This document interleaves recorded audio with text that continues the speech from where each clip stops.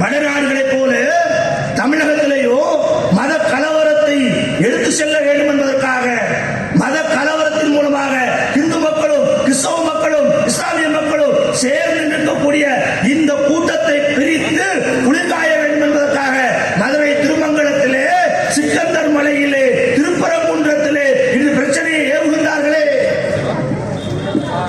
பிரச்சனையை பத்த வைக்கின்றார்களே. இதனால் வரைக்கும் பிரச்சனை இருந்துச்சா? இத்தனை ஆண்டு காலமாக அந்த மலையில ஒரு பக்கம் முருகன் கோயில் இருக்கு, இன்னொரு பக்கம் இஸ்லாமியர்களுடைய ஒரு பிரிவினை வழிபடக்கூடிய தர்கா இருக்கிறது. 100 ஆண்டுகளாக, பல 50 ஆண்டுகளாக அந்த மலையில இருவரும் செல்றாங்க. முருகனை நம்புறவர் முருகன் கோயிலுக்கு போறாரு, தர்காவை நம்புறவர் தர்காவுக்கு போறாரு. ஆனா இன்னைக்கு வந்து RSS என்ன செய்கிறது, அண்ணாமலை என்ன செய்கிறார், ஹெச் ராஜா என்ன செய்கின்றார், இங்கே போய் நின்று இந்த மலை உங்களுக்கு சொந்தமில்லை என்று இஸ்லாமியுடைய வழிபாடை தடுக்கின்றார்களே, இதன் மூலமாக போராட்டத்தை தூண்டுகின்றார்களே. என் அருமை சகோதரர்களே, உங்களிடம் நாங்கள் நியாயம் கேட்கின்றோம். இத்தனை ஆண்டு காலம் வராத பிரச்சனை இன்னைக்கு வருகிறது என்றால் அந்த ஹெச் ராஜா வந்ததால் வருகிறது, அண்ணாமலை வந்ததால் வருகிறது, RSS வந்ததால் வருகிறது, இந்து முன்னணி வந்ததால் வருகிறது. இவரெல்லாம் வருவதற்கு முன்பே வந்திருந்தால் 50 ஆண்டுக்கு முன்பே வந்திருக்கணும் இல்லையே, பிரச்சனை இல்ல. இவரால் ஒழுங்காத்தானே இருந்தா, அவன் நம்பிக்கைப்படி வாழ்ந்தாள், அவன் நம்பிக்கைப்படி கடவுளை ஏறினாள்.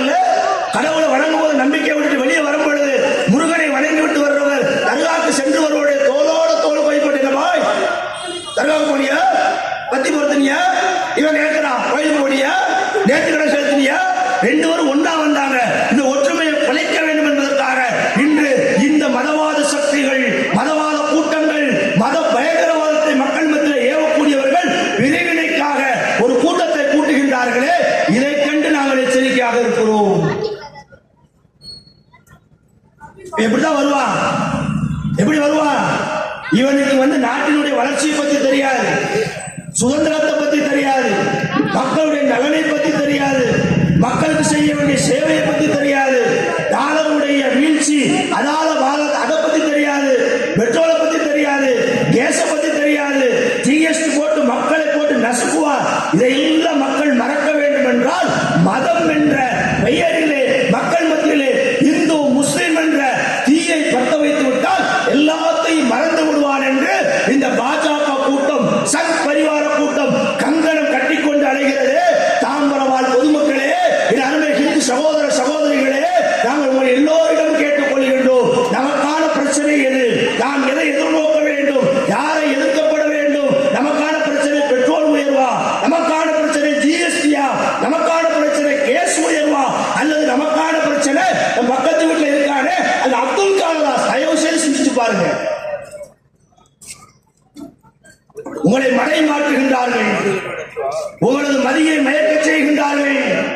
மது என்றது எப்படி போதையோ அதுபோல மதத்தை இவர்கள் அபிநய போல பயன்படுத்துகின்றார்கள். இஸ்லாமிய சமுதாயம் ஜாக்கிரதையாக இருக்கணும். நம்மை அண்டி வாழக்கூடிய சகோதரர்களோடு நாம் நட்புறவை பேணணும், நல்ல முறையில் நடந்து கொள்ளணும், வியாபாரத்தில் நேர்மையை காட்டணும், நம்முடைய மனித நேயத்தை வெளிப்படுத்தணும்.